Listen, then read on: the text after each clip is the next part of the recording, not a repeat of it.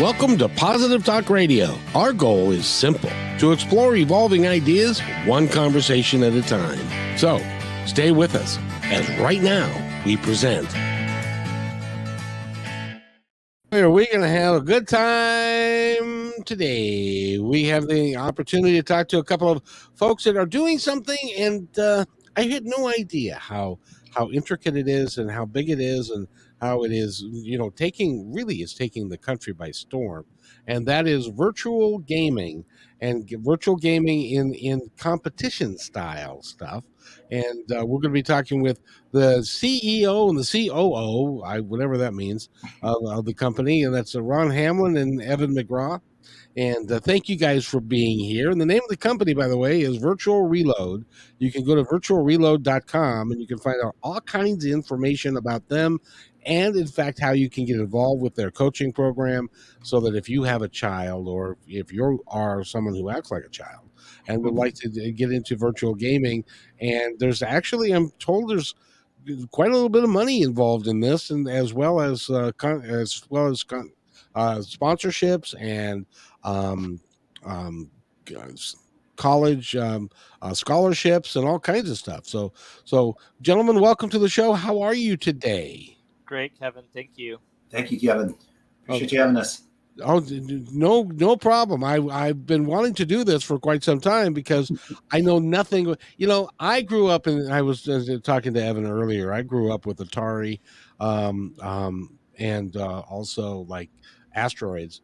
And when I was 21, I would go to the bar because I could now and take $10 worth of quarters, and they had a row of Asteroid machines, which was a brand new technology at the time. And so I'd sit there for several hours and learn how to play Asteroids. It was a lot of fun. So, but you guys this is a whole different thing than that. Tell me what you guys do. Well, we do coaching for esports, and for those that don't know what esports is, it's essentially competitive video gaming. You could compare it to your traditional sport, soccer, football, hockey, whatever, where there are either teams or individuals on two sides, and they are competing to beat the other team or player. Absolutely. So now, when you are playing this, and there are teams that assemble themselves as well, right? So you can have, how many people are on a team? I think it depends. I think 6 is the maximum currently that's out there. But there are games where you can drop into where there's 100 people competing, and those either individual or up to 4 people on a team for that size of a lobby. Just depends on the game we're talking about, right? Rocket League is 3-on-3. Smash Brothers is 1 or 2v2. Kevin. Call of Duty is 6. When Ron and I are talking to school districts about starting esports programs, we tell them, you're not just tacking on another team to your athletic department. You're talking about adding a whole nother department similar to your athletic department, where you have multiple games that are single players, 1v1, you have 3v3, 5v5, 6v6, and then you have, as Ron had just mentioned, every man for himself and like 80 to 100 people online battle arenas. So it's really hard to just like pin it down to like one particular game. But what has made this opportunity for Virtual Reload so great, and for all the gamers out there, is that there are so many different opportunities. There's so many different types of games. There are sports-related games, fighting games, first-person shooters, real-time strategy games, multiplayer, online battle arenas. Like, the possibilities are endless right now, and we're really excited to help bring the opportunities to those players who are currently doing this for fun, but don't necessarily have the same opportunity that athletes have, like the more traditional athletes. I saw in downtown Seattle one time, they had these huge screens. They were like, I don't know, like 8 by 20 or something, and they were playing video games. And I can't remember which video game it was, but they had a board next to it, and it had prize winnings that was there, and there was a lot of numbers on some of those prize winnings that that people were competing for. So it's become and it became a spectator sport because a lot of people were sitting there watching the guys play. Yeah, absolutely. Yep. I mean, Twitch is a very popular program or a platform and a very popular company right now. And their whole platform is watch other people play games, essentially. You can stream other things on Twitch, but it started out and it's mostly people streaming their gameplay and you just sitting there watching it. You know, I was listening to an interview with the Seattle Seahawks, which is of course the football players, and they have in amongst between themselves have Call of Duty tournaments. Yeah. With them, is that also something that now is that what would be called a first person shooter? Yeah, and it depends. You're usually on a team in Call of Duty as well, so it's a team-based first-person shooter. Yep. And so the guys. Let's look at the setup. The guys have headsets and microphones, and then they can communicate with each other, and they decide how they're going to attack the other side. And they can be anywhere. They can be sitting anywhere in the world. They don't have to be right next to each other to be on the same team and do that. How much practice does that take to coordinate 6 people? Oh man. That's probably why we exist, right? I mean, you're not only coaching. The thing is, like when you get into the team titles, you're not only coaching the fundamentals of that game, but you're also teaching positional awareness, map awareness. You know where how to coordinate with your team. The military actually uses a Call of Duty style game to train their platoons. Really? Yeah, for communication and things like that, they'll come together in a game where there's So give us the history. How long has this been going on? Where did it start? And what opportunities are out there for these kids who may not be physically gifted or 6'4" to go play football, but they love the game and would love to be able to play on a team. And it may be virtual and it may be a video game, but they can still play. Yeah. Go ahead. Yeah, so you could say some of the earliest esports competitions were in the late 80s. There were some things going on all the way back then, but it didn't become an opportunity for further education until more recently, maybe in the last 5 or 6 years. The colleges started taking a hold of it and offering varsity spots on their esports teams, for which the players could earn scholarships to help pay for their schooling. Wow! So now there's like 500 colleges around the nation that have an esports program, and about half of those, I might be inflating those numbers a little bit. It might be closer to 300 and or so, but yeah. How do they set up a esports system?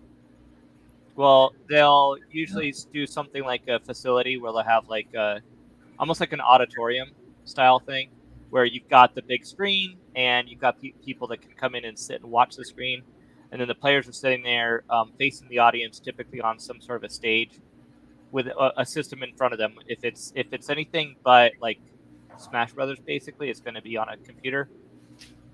And Kevin, when it comes to like esports events and things like that, America, the U.S. is really behind compared to the rest of the world. In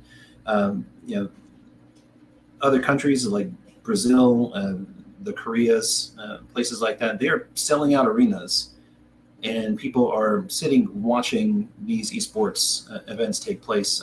If you or your viewership want to look at a really good example of that, League of Legends Worlds is probably the largest esports event that's going on right now for viewership and for in-person viewership as well. For the past several years, the League of Legends World Championship has surpassed in viewership the Super Bowl. That's our gold standard here in the U.S., and they have surpassed it by millions of viewers. And so, like, when it comes to that, we're really behind the 8 ball, and it's an interesting question when you say, how do you set something up like that up? What Ron and I have found out is that it mirrors our traditional sports leagues very easily. You set up conferences, divisions, and you have your own team, and you go ahead and create a schedule and things like that. For whatever reason, we are very slow to adopt it. And I couldn't tell you why, because there are so many players out there that are highly skilled, that are playing amongst themselves right now. All the infrastructure exists within all the schools, all the way down to the middle school level. Middle school, high schools, colleges, and universities all have the capacity and the infrastructure to be able to do this. They just, for whatever reason, are very slow to adopt it. And we don't know why, but that is the problem that we're trying to solve by approaching these organizations and telling them exactly what they need to do in order to create these programs and help them set up these programs so that they can compete against one another. And as you had mentioned earlier, offer these players who are highly skilled at what they do. They're just not athletically gifted, but prefer to have compete in this other medium. Give them the same opportunities that everybody else has. It just struck me. If you're telling me that, and I have no reason to doubt you, but if you're telling me that there are video games that are being played and being watched by more people than the Super Bowl, that means that there is, how much a 30-second commercial on the Super Bowl costs? Yeah. This is, Well, the purchase for that, the money for that handed out is upwards of $30 million of prize money. Holy Carlito, that's a huge. So you could actually, in this day and age, you can be an e-gamer and you can make quite a nice living if you're good at what you do. Yes, very much so. Absolutely. Yep. Yeah, and what's remarkable about today's youth is that they're getting into this a lot sooner, and they're being pretty entrepreneurial about it. They're setting up their own YouTube channels, they're setting up their own Twitch channels, and they're launching into it, feet first. And quite a few of them have actually become very successful brands on their own at a very young age. That is remarkable. And I was just thinking about it because I'm a football fan. I played football in college, in high school, and I was actually very good. But what position? I was a nose guard. Nose guard. Oh, okay. Right. But I had the distinction of having I played in one of the games I played in, and this is my bragging rights. One of the games I played in, the announcer said at one point, "Tackle made by," because they always announce who made the tackle. It was like I did like 5 or 6 of them in a row, and the tackle made by guess who? Nice. But I was just thinking about it, and with the understanding now of the concussions and the physical brutality of the games, we still want to watch them, we still want to see them, but I'm wondering if down the road a true to life football like Madden that could be true to life, you could have a league rather than guys actually going out and hurting themselves. You could have leagues like that. That would make a lot of sense. And people, and now that they can bet on football, I'm yeah. Well, on the note of Madden, on football. Talking about Madden, legally, a lot of the NFL teams have Madden teams as well. Yeah, we've seen that a lot. It's not just football either, but basketball as well. The NBA, MLB, and NFL all have sister accounts where they'll recruit their own teams and participate in tournaments between one another with esports players rather than actual players. And then sometimes they'll do both, where they'll compete their actual athletes against one another in similar types of competition. But what it all comes down to is money. You have to follow the money. Most of the major sponsors right now haven't seen the return on investment for sponsoring esports events just yet. They'll get to it eventually, but that's when you're going to start to see esports really explode, is when people start to realize that there's a lot of money in advertising, things like that. But what the esports community takes so much pride in is that it's very much a grassroots community. Like They built it up themselves. They didn't need help from anybody else, and so that's why they're not completely enveloped by the rest of the sponsorship economy so much. Well, it's very much. I think it's very much like in the early days what Facebook was, and what some of the other social media. The people said, "How are they going to make any money? They're not going to make any money doing that." Well, they figured it out that if enough people watch, oh yeah, they can make money. So let's switch a little bit and talk about virtual reload.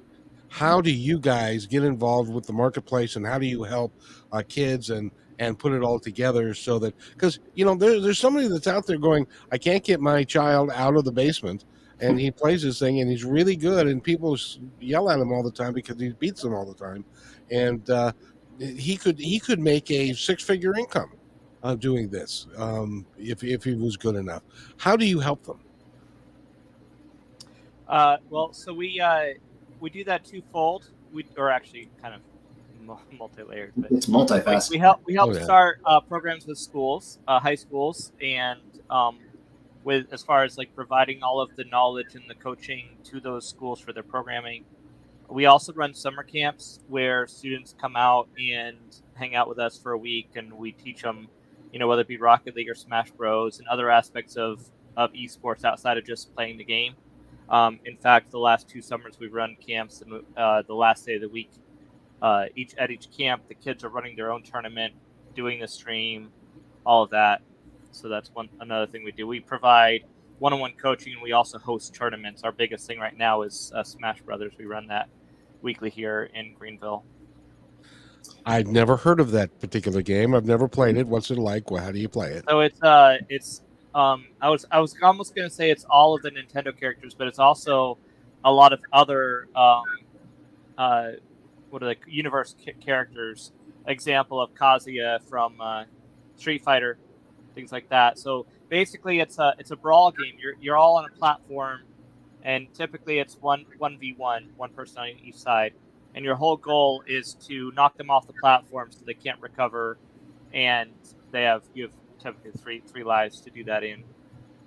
It's like a fighting game. It's boxing between Mario and Luigi, essentially, and you can jump around and throw each other off the platforms, things like that.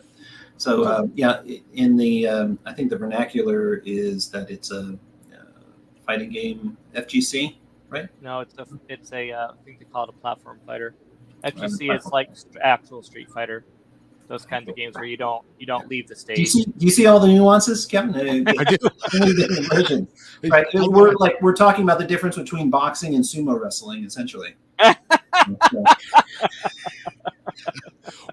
Well, I was going to mention that it sounds very much like it would be sumo wrestling with a boxing twist in it, that you can punch them. Well, yeah, and now that I think about it, it's very similar to like the current high school wrestling, where you can get points for pinning somebody, essentially, or you can also get points for throwing them out of the circle, right? So there are multiple different ways that you can win in the particular match. But what's great about it is that there are so many different characters, and characters essentially correlate to a different fighting style. So they all have different techniques and things like that you can adopt and become good at and use to your advantage. So it's and that game in and of itself has so much nuance in it that we've been able to set up local tournaments, as Ron had mentioned. It's a game that has quite a following because it has a rich history in local tournaments and things like that.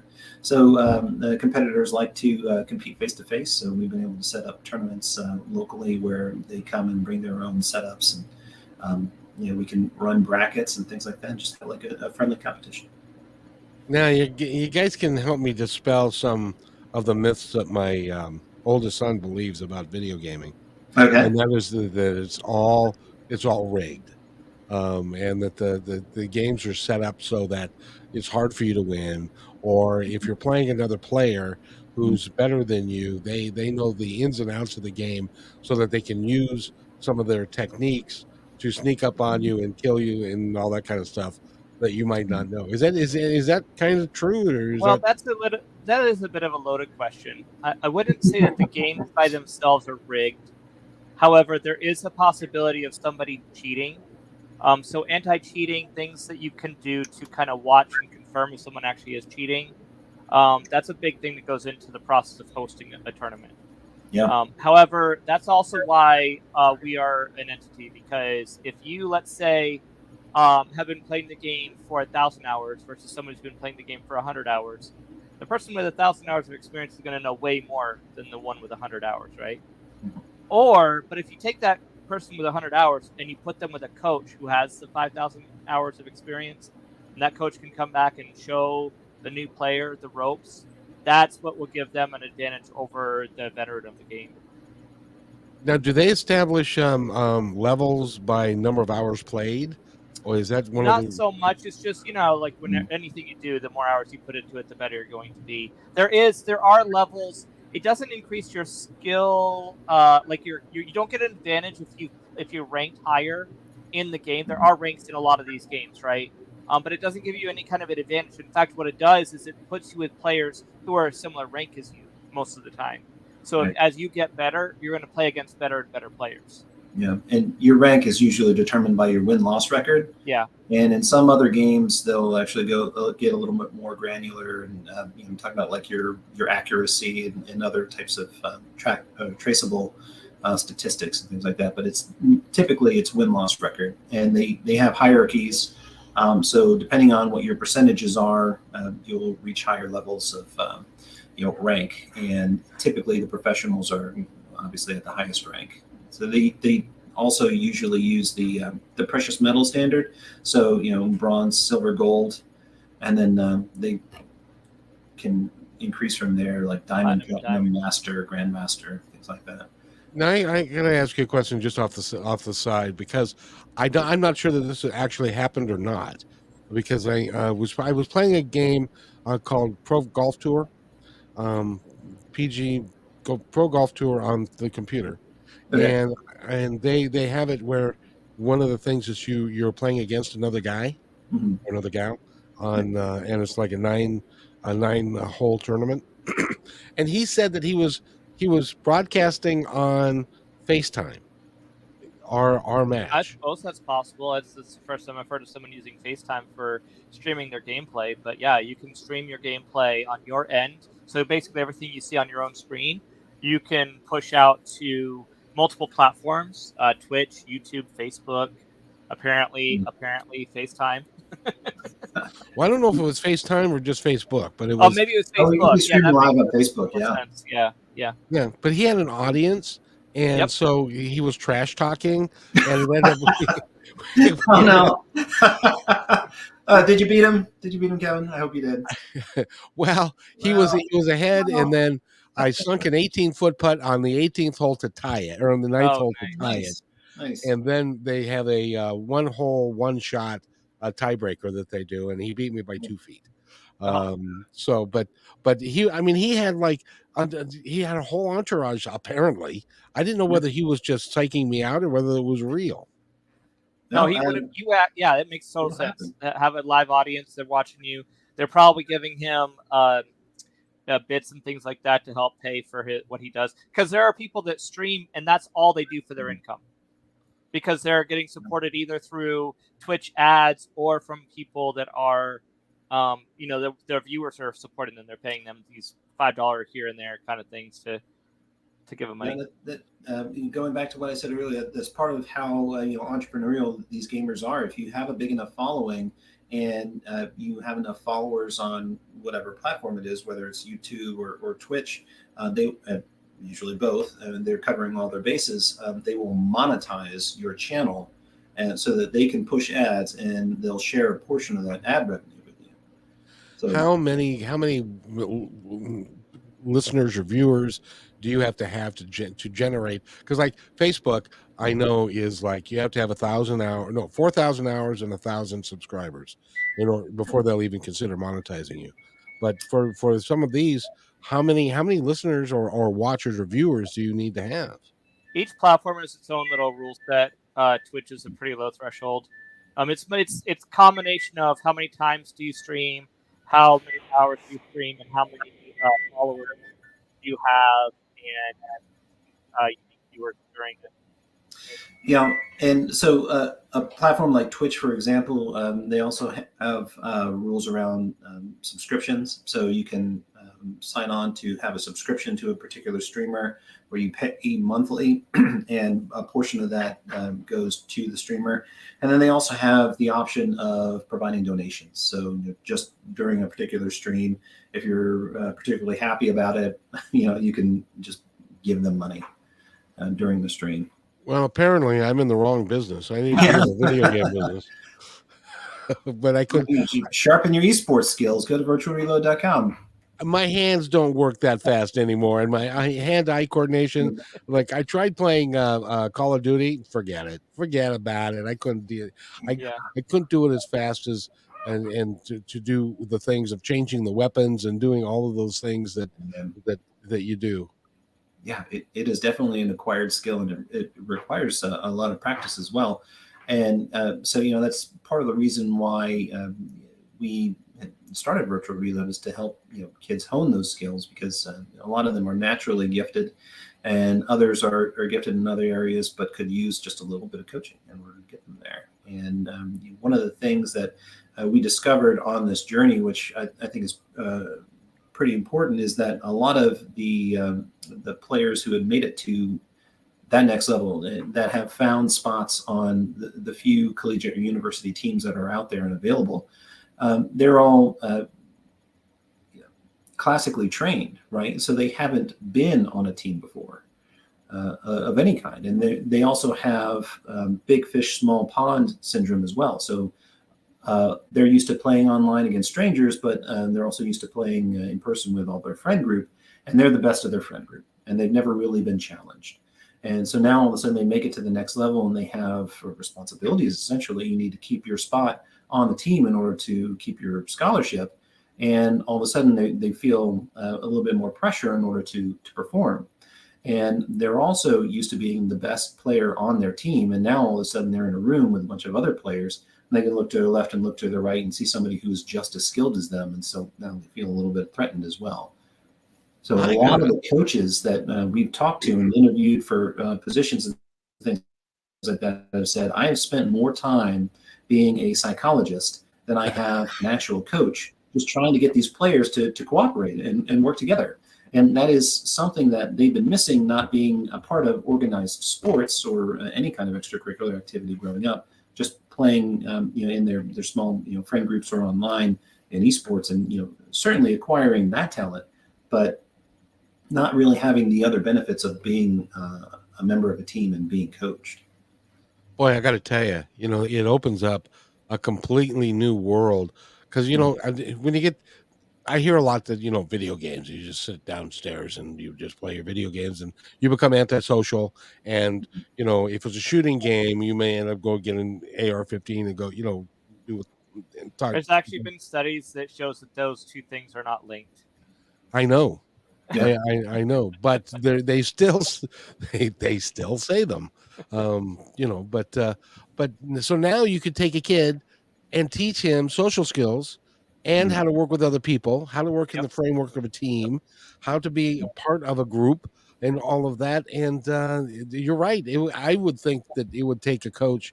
You would have to be really good as a coach to be able to build all that and meld it together. But it's necessary for a lot of these kids. Yeah. Yep. I like to say that esports takes gaming that can potentially be negative for the child and turns it into a positive, because we are instilling the same things they're going to get through football or hockey or any other sport, right? Because one of the things that one of our partners was talking about for a while with hockey is when they come on the rink and they talk to them for the first time, they always tell them, you're here, but it's not hockey. You're not here to learn hockey, because when you play on a team, you learn how to cooperate, how to communicate, how to take instruction. It's way more about all of that than it is what you're actually doing on the field or on the rink. So that's the same thing for esports. Yeah, absolutely. You talk about Pee Wee football, for example. Kevin, you're a football player. What do they teach you when you first put on the pads in Pee Wee? It's not like formations or anything like that. It's not trick plays. It's how do you become a good team player? Yep, how to work with people, because there's no I in team. I'm sure you've heard that before, Yep. Yeah. and you can't if you've got on a team with 11 other guys, and if you're good and they're not, and you're not working together to achieve a common goal. That's what I loved about team sports, is that you're Mm, working together to achieve a common goal, and you're not going to succeed if just one of you is good and everybody else isn't working together. It's a matter of all working together, and some of the best mentors I've had in my life were coaches for that yeah. very reason. They understood the concept of everybody needs to work together. Right. And you're no better than the worst player on your team. Yeah, absolutely. Right. And we see that example all the time as well at that next level also, where a player will come to a team and they're particularly skilled in one aspect of the game, but not necessarily skilled, especially if it's a team game, of being a team player. To use nose guard, which you played as a perfect example, you could be nose guard and be good at rushing the passer. But if there is a scenario where you need to just hold the line and hold your gap and defend the run, if all you're good at is rushing the passer, and you don't have that other skill, well, then you're going to leave the whole rest of your defense out to dry, right? Yep. And there are times when you have to give yourself up Right. in order to occupy two guys so that the linebacker can make the play. Yeah, Yep. absolutely. And these kids who train themselves on in esports, a lot of the time they like to focus on particular aspects of it, and then they become good at that, and not so good at the other things. So I can't tell you how many times that we've talked to a collegiate or university coach who've said, we have a particularly skilled player at this position who is good at one thing, and we need to break them down and teach them other things. But usually when that process happens, they become a better player all around, because now all of a sudden they're becoming a better team player, and they're not just out there focused on themselves. Now, most of these kids are young kids. And so I'm curious to know, how do you teach a kid who is the best in his little group?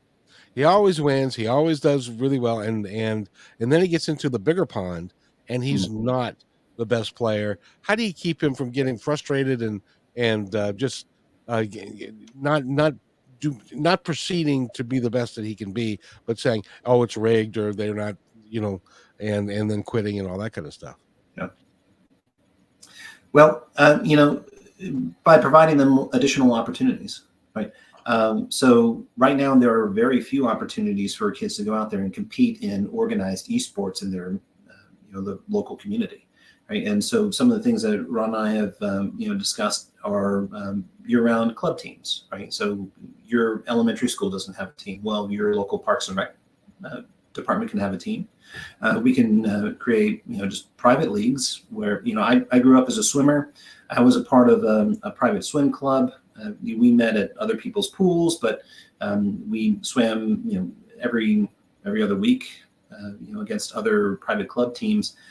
So, we were able to have that level of competition. The concept of things being rigged, esports has to have, oversight, just like everybody else. We have to have referees. We have people who are, we call them moderators, but they're watching the competitions and make sure people aren't cheating. They're inspecting their setups if they bring them on site to make sure that there are no hacks into it. And we're watching the stream constantly to make sure that there isn't any cheating. I think I know where your son is coming from when he says that the game is rigged. Madden is famous for this. If you are winning but barely against the computer in the fourth quarter, all of a sudden the computer becomes unbeatable. You can't stop them. They're just going to drive, and they catch every pass. They're all deep. It's called like Madden unbeatable mode. Everybody's aware of it. Yeah. He's right about that. and on that same note of Madden too, there was also a play. I don't know which year this happened or if it's still a thing, but there's a play that you could use as the offense that the defense could never. Like you just couldn't have such an unbeatable process. Yeah, it was. I remember one of those specifically. It was back when Mike Allstott still played for Tampa Bay Buccaneers, and he was a fullback. And if you chose fullback dive, he would get 5.5 yards every time. So you could just fullback dive all the way down the field and, get a touchdown. So there were a lot of people who would have cheesing plays like that. And, cheesing is something that, some folks do, but you can get around that in organized esports, competitions by, setting particular rule sets about that. Yeah. We have rule sets that we have established with our community, especially with Smash, the Smash Brothers, every week, where we say, certain things are allowed, other things are not. And that's why we have tournament organizers. Everything that you need for a traditional or an analog sport, like we like to say, is also required for esports. And so the framework is there with all the analog sports, and you can just very easily copy and paste that over to esports and have a flourishing esports community with competition, healthy competition, helping out all these players. And for whatever reason, it hasn't materialized quite yet. But that, again, that's what Ron and I are working on, is establishing that. I think we're a little slow, but I think that I think that we're going to have to go in that direction, because there aren't enough. Well, let's take again football for an example. They're finding out that concussions have a lifelong, and there are kids that are prone to them. I played for 4 years. I boxed. I never had a concussion in my life, but there were people, because I'm hard-headed. But there are people. I had a concussion. I slept on the pool deck. Got a concussion. And it happens. Yeah, it happens. But they're going to get to the point. But if a 18-year-old has a series of concussions, it's going to affect him his entire life, and it's not worth it. And so they're trying to protect them more and more. But it may end up that some of these things are going to have to go away.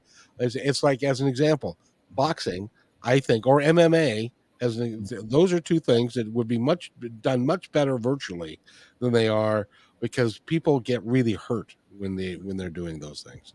Yeah, but they still got skills, and it would be fun. It would be fun to watch the guys that are playing, especially if a 4'2" guy can beat the 6'9". You know what I mean? Oh yeah, absolutely. And but the MMA and boxing, like they're combat sports in the purest form. It's mano a mano in the ring.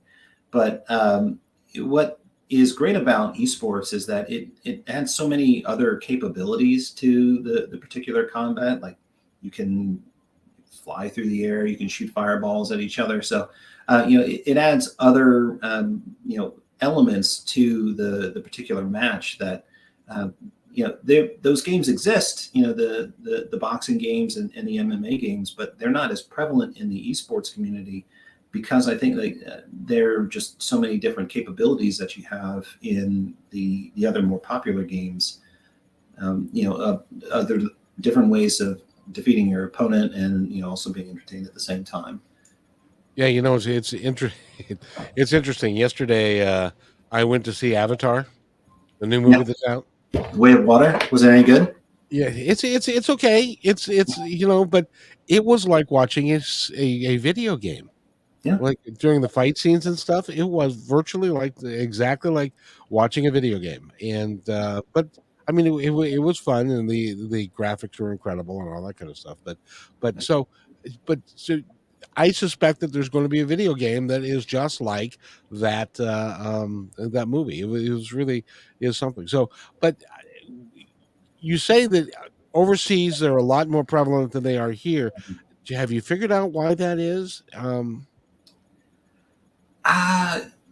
I mean, so we haven't been able to pinpoint it to a particular reason for why. One of the issues is definitely infrastructure. So all the chips are made over in South Korea, Vietnam, things like that. So they have better infrastructure, and they're also much more dense, population-wise. So in America we're spread out. When you get to the higher levels of that type of competition, your internet speed is definitely important. I think it's also just cultural as well.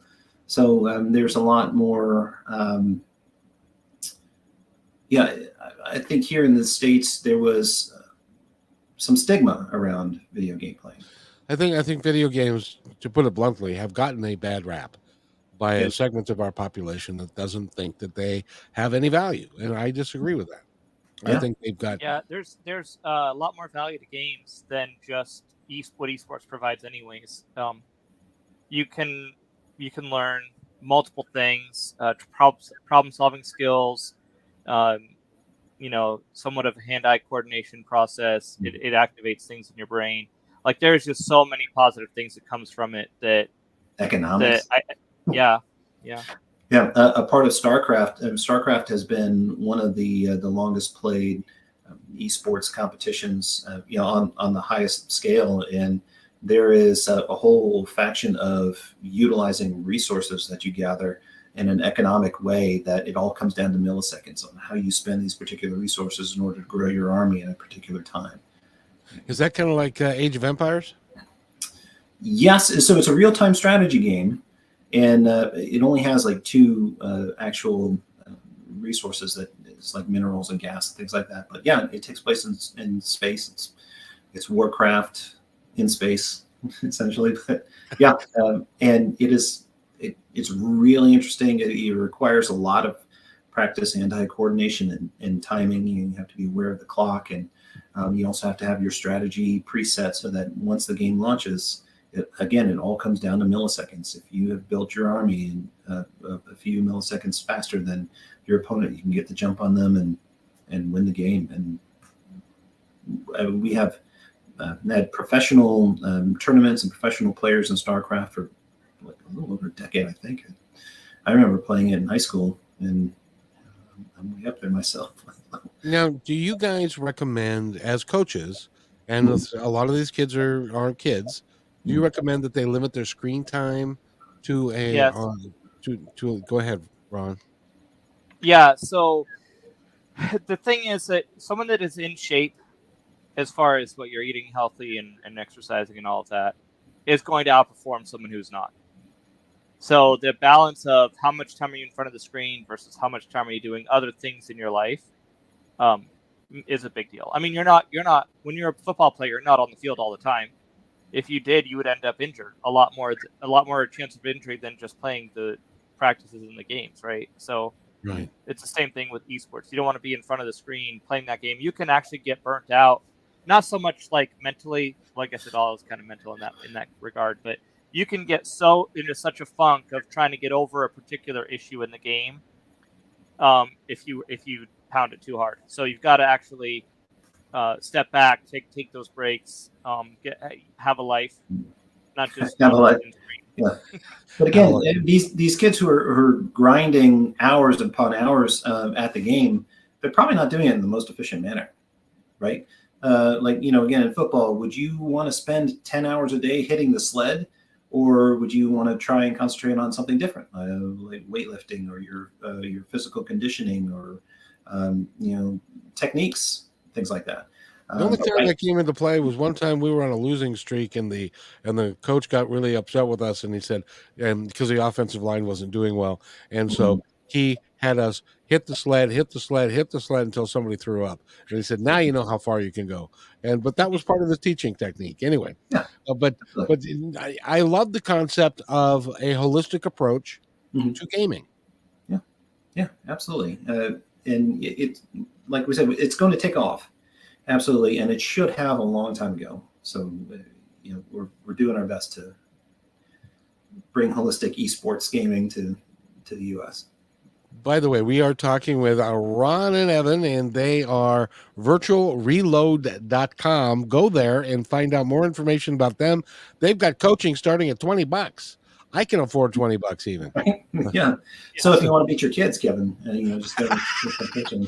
I'll never. I don't have enough time to spend doing that. But at the same time, if you are a kid and you're spending time in playing video games anyway, and you're good, and I would hire you guys to help them get to the next level because they can monetize it. You can actually even pay for school. You can get a scholarship, or you can make enough money to pay for your education. That would be not a bad. And I can't think of a better way to make a living than if Right? you are doing something that you love and that's Yeah. all What you would you passion. rather do? Right. Mow lawns or play video games? Exactly, especially yeah. Now, if you and if I came to you, Ron, and said, "Okay, Ron, I want to set up a tournament. How much does it cost to get that done?" Well, right now we most of our tournaments are covered by the players coming to pay for a ticket to play. So our weeklies are $10 a player, and the monthlies are $15 a player. So it's We do very several inexpensive anyway. brackets of those. Yeah. Yep. But is it to set up the screens and the technologies and all that stuff? Does it take like thousands of dollars, or can um a um, um a parks department set it up and keep within their budget kind of thing? Well, that's the other thing I was going to mention earlier in our conversation. So, depending on your actual budget available to you, you can pretty much do it one way or the other, with very little bit amount of money or with as much money as you have. Because you can either provide all the gaming systems to the players to come in and compete in your space, or you could have them be in a home situation, like in a Parks and Rec department, right? Their monies are what they are, so they could have them compete with what they already have on hand. Like the players coming to join that league already have either a PlayStation or a computer or whatever to handle the games they want to play.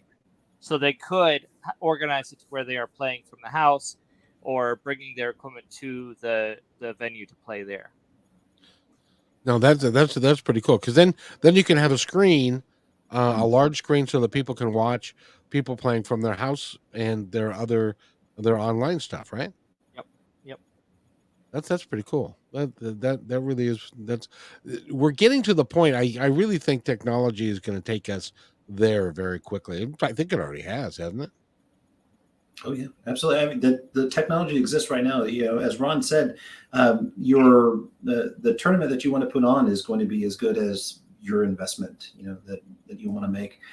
You know, we provide a lot of infrastructure for some of the local tournaments that we put on, just because we've been in the business for a while and we have built up that inventory. If you are a Parks and Recs department or an organization that wants to have regular esports tournaments, things like that, and we would suggest that you invest in that infrastructure yourself. But a lot of what we broadcast to our local audience is, you know, like you said, on a screen, and the same thing that we're broadcasting to our virtual audience, which is our Twitch channel. Before you know it, we've been talking about, you know, combat sports and NFL and things like that. The virtual reality is going to take over. So soon we're going to have virtual reality esports, things like that. So, and that'll be really fun. Nearly here. Yeah. Can you put virtual reality stuff on a screen so that people can watch it while it's happening? Yeah. So we have a local company that we partner with several times that they have an arena they bring around with them and set up, and the space is made in such a way that when you've got the headset on and you can only see your environment, you're not going to walk out of your space you're able to be in, right? And then what they'll do is they'll have a screen playing where it's showing what the people are experiencing in the game. Oh, that's pretty cool. I got a suggestion for you, or a thought. Yeah, go for it. How about you go to the mayor of 10 cities, and you say, we would like to form a virtual, I don't know, basketball or football league. And so they have to live in the city. Then you have a competition to form the team within that city. And then they play the other cities in the league based upon the skills that, you know, as they put it together. That would be, I think. Right. Yeah. I mean, we could have conferences and divisions, and they set up schedules, and yeah, you can have all that end stuff. of year championship, and we'll call it super something. It's Super Bowl taken. We'll call it something else. virtual reality Super Bowl thing something. Yeah. Well, like I said, it's all that infrastructure and how to handle it is already been set up and has been handled very well, and we just need to copy paste that over to esports, and it'll take off. So how long have you guys been around? I think we're going on 3 to 4 years now. I don't remember exactly when we started, but it's been a little while. We started during the pandemic. So that makes a load of sense. Yeah, absolutely. And we were mostly focused on the remote coaching aspect of it because it was the pandemic. Everything was remote.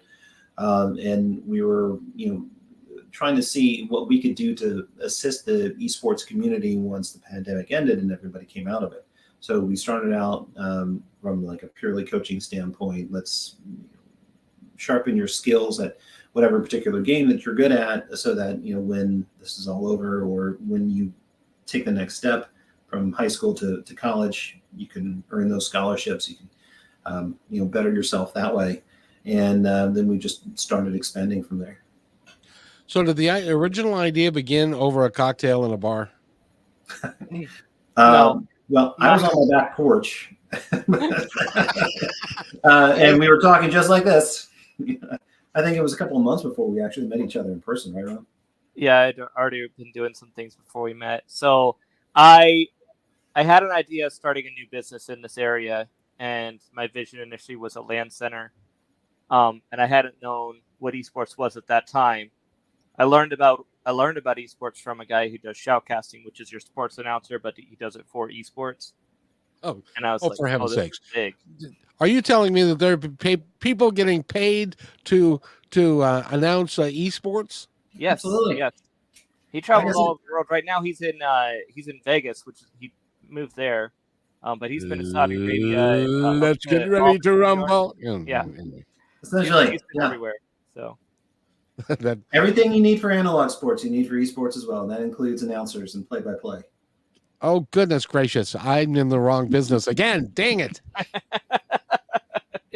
Well, what's great is that it's this whole industry. And Oklahoma State University, right, Ron? We've been in touch with... Oh, no, Oklahoma University, not State. Oklahoma University, sorry, not State, Boo State, Oklahoma University. They have majors that you can major in for esports and go into one of those different verticals. So if you want to be in production and you want to be in media production, but for esports, they have that major. If you want to be in tournament organization or graphics design, they have all that. And it's esports focused. And that's a real forward-thinking school, and they're gonna do really well with that. Yeah, they're also providing scholarships in all of those verticals as well, not just the players on the team. Yeah.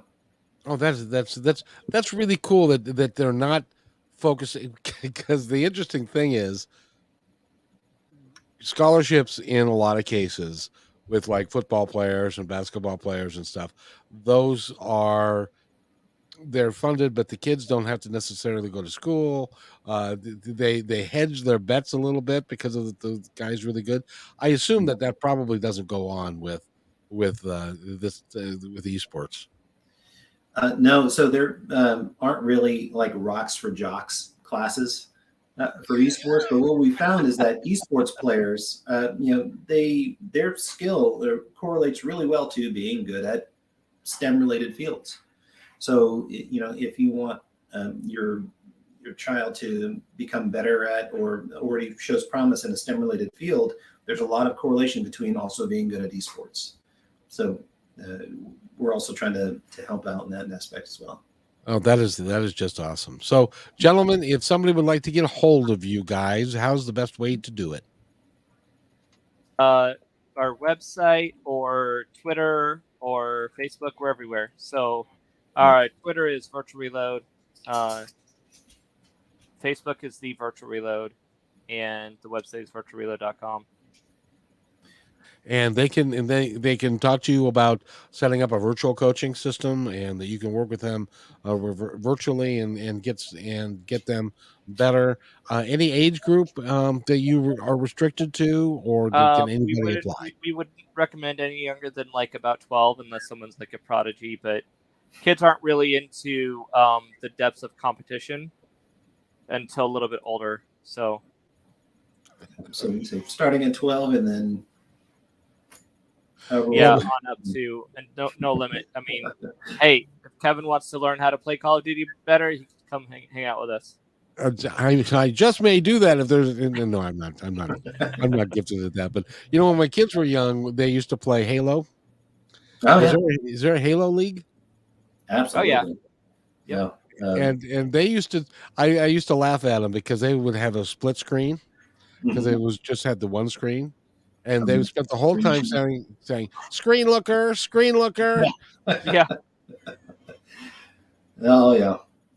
So now, what happens if you catch somebody cheating? What happens to that kid? They get disqualified from whatever the tournament is. Or if they break code of conduct, that can happen too. So they wouldn't be invited to future events. Word gets around pretty quickly about that.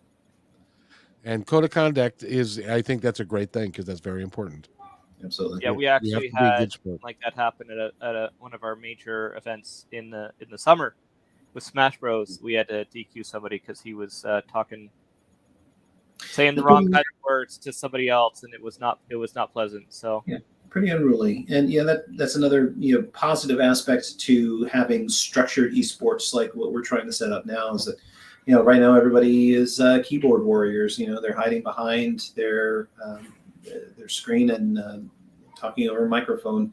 It can get pretty toxic. So we're trying to also instill values and sportsmanship. I can tell you from our conversation today and the research that I've done, I see tons and tons and tons of positive and very, very little negative. Well, thank you, Kevin. It's great to hear that. I really appreciate it. Because I anytime that you can get people working together for a common cause, common good, even if it's a video game or what they can do with themselves, that rather than just sit there and beat their friends, they can have a goal and they can that can carry someone through their entire life. Yeah, absolutely. So congratulations. I think you guys are doing great things for our kids. And for those that say no, the video games are here. They're not going anywhere.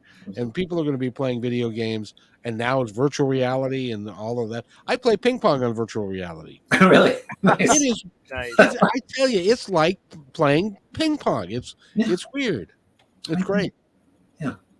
So anyway, I want you guys to have a couple of minutes before we end here to tell our audience why they should come work with you. Take it away, Evan. Me take it away? All right. Well, go first. Yeah, like Kevin said, we're in this for the gamer, right? There are so few opportunities for the gamers right now that exist for other folks, and we know where your passions lie. We know what you're good at, and we want you to be able to have the same opportunity as everybody else. So if you're a gamer and you want to have those similar opportunities, and you want to improve yourself, have a goal to work towards, and increase your skills, that's what we're here for. And if you would like to have a program set up at a particular school within your local community, come and talk to us. We'll help you work through it. We'll help convince the higher ups and all the decision makers out there to invest in this program because it is good for you, and what's good for you is good for the community as well. And so we're here to help you do it. And I'll top it off. A real impact story I like to share. I was mentoring a foster youth when he was about a senior in high school, and I was asking what he was going to do after school. And his initial thought was going to the military for a better resume. And I introduced him to one of the local college's esports coaches. And after talking to him about the games he plays and stuff like that, he was offered something like a $30,000, $18,000 scholarship. It was a pretty significant number. It was a large number of scholarship to go play esports with them. That is the coolest thing because, the statistics are, especially amongst the foster care kids, that like 25% of them, at least this is what one of the statistics I was given is 25% of them actually graduate from high school, and Yeah, a lot of them, very few of them ever go to college, and very yeah, few of pretty them careful. have the self-esteem that they can carry with them and to become a valued member of society. And I think that's what you guys are doing, and what this can offer kids who might otherwise be ostracized, can give them something to stand on. They can give them something really positive to be doing. I Yep. think that's great. So, but will you guys come back? I want to introduce you to my KKNW audience, which is on the radio in Seattle, because I think that would be the next step. Will you come back? Sure, for sure. Absolutely. Yeah, Yeah, anytime. Perfect. I'm going to send you a link to Perfect. Brooke, the radio show, so that, because I'm on Monday, Wednesday, and Friday, and we'll have you on and talk to parents about video games and kids, and it'll be great fun. You guys, I love what you're doing. I support it 100%. Thank you, Kevin. Really appreciate it. Yeah, thank you. You're more than welcome. So, and by the way, go to virtualreload.com, find out all the information you need about them. And if your kid has, I don't even know that the kid needs to show promise. If he enjoys video games, Great. Yeah, why not? yeah, Well, I mean, you if you don't think know. about it, right? You didn't start Pee Wee football because you showed promise in football, right? I mean, any No, kid and who They plays might a have. sport is starting out to see if it's something they could do or want to do. You know? And I, as a young football player, I was terrible. By the time Kevin's the exception, not the rule. by the time I was done, I was an all-conference athlete. So it's just a matter of training and going through it and having a desire to make it happen. So I think what you guys are doing are great, and the more opportunity we can give our children, the better off they'll all be. Absolutely. So if you guys will wait right there, I want to thank you both for being here. We're going to have you back, and again, thank you so much. Wait right there. I'll be right back.